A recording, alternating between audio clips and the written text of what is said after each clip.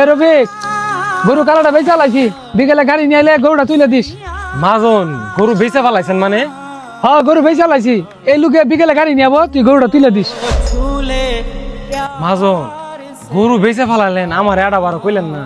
হেই, গরু বেচা লাইছি, তোরে আর কি আছে? তুই মালিক না আমি মালিক? না মাজন, মালিক তো আপনি। তাইলে তো কত খাইতেছস কে?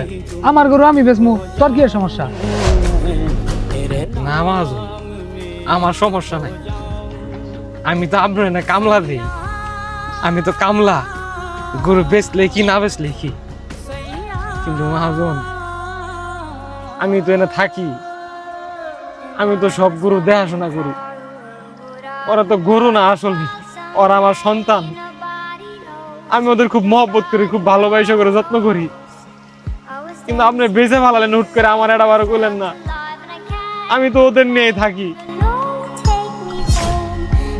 আহা, কান্দে দোষকে তুই আবার, টেয়া লাগলে টেয়া নিস।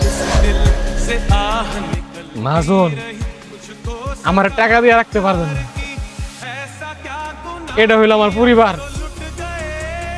ওগুলো স্যার আমি থাকতে পারি না, কিন্তু আপনি আমার জানানোর প্রয়োজন মনে করলেন না। কান্দিস না রে, আমি আসলে বুঝি নাই।